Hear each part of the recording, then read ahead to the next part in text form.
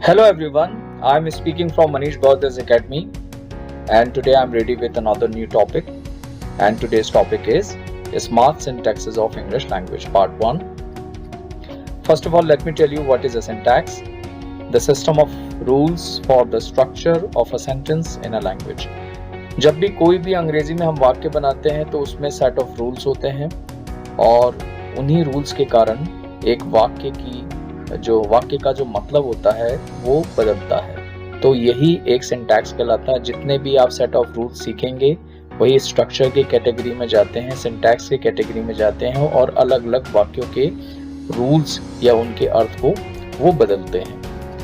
पहला सेंटेंस आप देखिए, मैं एक पत्र लिखवाता हूँ। यदि मैं आपको ये सेंटेंस देता कि मैं एक पत्र लिखता तो आप इसको बहुत जल्द बना लेते, लेकिन क्योंकि मैं अब आपको बोल रहा हूँ कि मैं एक पत्र लिखवाता हूँ, इसका ट्रांसलेशन आपको करना है, तो इसमें आपको सेट ऑफ रूल्स या सिंटैक्स लगाना पड़ेगा। यहाँ पे देखिए इसका उत्तर, I get a letter return. जब आप इस प्रकार से बोलेंगे तो उसमें लिखवाता, लिखवाना, लिखवाएगा, पढ़वाता, पढ़वाना, पढ़वाएगा, इस प्रकार के वाक्य बनने लगेंगे। इसमें सिंटैक्स देखिए, subject plus get, got, will get plus object, verb third form. मैं एक पत्र लिखवाता हूँ, translation, I get a letter return. मैंने एक पत्र लिखवाया, I got a letter return. मैं एक पत्र लिखवाऊंगा, I will get a letter return. तो इस सिंटैक्स की आप प्रैक्टिस करिए और इसको सीखिए, और ये आपका प्रैक्टिस शीट नंबर 1 है। ये सारे वाक्यों को आप पढ़िए और इसको बनाने की कोशिश करिए। तुम लिखते ही जाते हो। अब यहाँ पे देखिए फिर एक नया सिंटैक्स हमने ले लिया, लिखते ही जाते हो। You keep on writing. इसमें सिंटैक्स आप लोग सीखें, subject plus keep, keeps, kept, will keep plus on, verb first form plus ING. तुम लिखते ही जाते हो, यू कीप ऑन राइटिंग। वह लिखते ही जाता है, ही कीप्स ऑन राइटिंग। हम लिखते ही जाएंगे, we will keep on writing. वह लिखते ही जाएगा, he will keep on writing. Practice sheet number 2, इसमें आप ये सारे सेंटेंसेस देख सकते हैं और इनको सिंटैक्स के आधार पे you should try to make it. Now यदि मैं खिलाड़ी होता तो मैं बहुत अच्छा खेला होता। अब यहाँ पर यू कैन सी दैट एक ये सेंटेंस है जो कि आपको काफी बड़ा लग रहा होगा और डिफिकल्ट लग रहा होगा बनाने में, लेकिन यदि आप सिंटैक्स सीख जाएंगे तो इसको बनाना काफी आसान हो जाएगा। If I were a player I would have played well. अब इसका सिंटैक्स आप सीखिए। सबसे पहले देखिए इफ लगाना पड़ेगा, after that subject plus verb plus noun plus pronoun, would have verb third form. यदि मैं खिलाड़ी होता तो मैं बहुत अच्छा खेला होता। तो if I were a player I would have played well. अब ये कौन सा वाक्य कहलाता है इसको आप जान लीजिए। This sentence is based on imaginary condition. In such sentences, even with singular subjects, were is used. ये एक imaginary condition का वाक्य है और इसमें चाहे सब्जेक्ट सिंगुलर हो या प्लूरल हो, with both subjects आपको वर का यूज करना पड़ेगा। और जहां भी if के साथ सब्जेक्ट आएगा और उसके साथ आप वर लगा देंगे तो इस प्रकार के अर्थ निकलने लगेंगे। तो if सब्जेक्ट वर और would have का पेयर बनता है जब भी, तो वो इमेजिनरी कंडीशन वाले वाक्य बनाने लगता है। प्रैक्टिस शीट नंबर 3 देखिए और यहाँ पे आप वाक्यों को पढ़िए और बनाने की कोशिश करिए।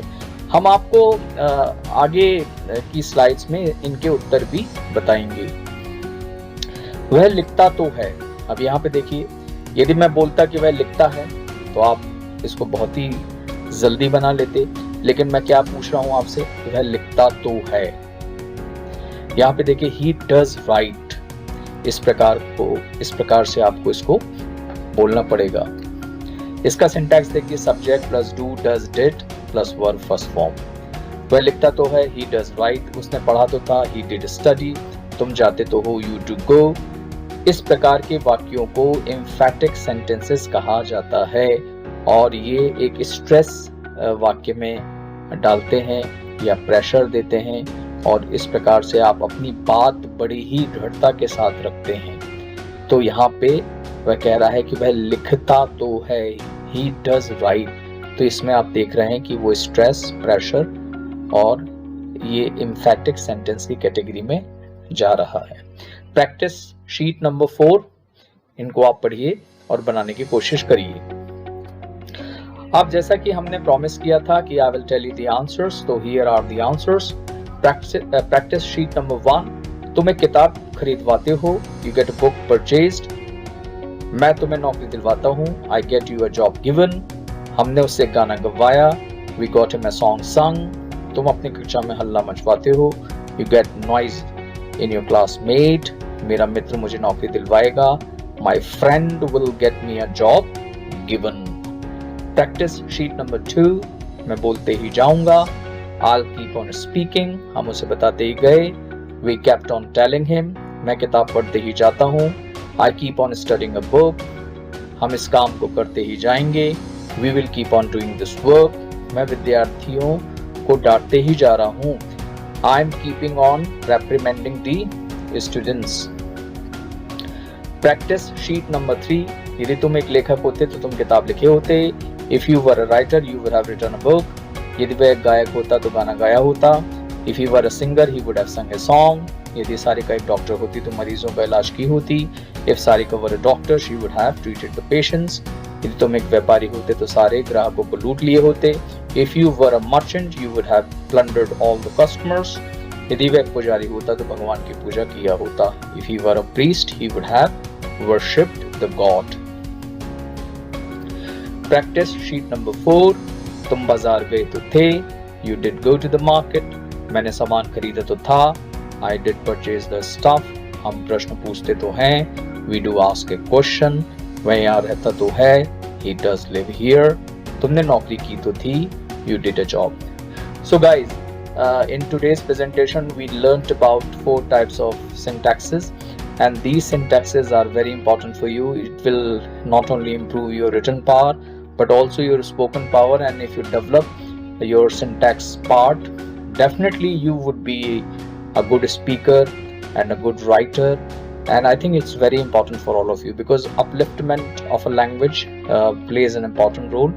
So मैं आपसे ये प्रॉमिस करता हूँ कि मैं अभी आगे भी जो syntaxes based हमारी presentations हैं वो लाएंगे और आपको लिखना और बोलना दोनों एक अच्छे तरीके से सिखाएंगे। आप रूल्स के साथ करेक्ट इंग्लिश बोलने का प्रयास करिए।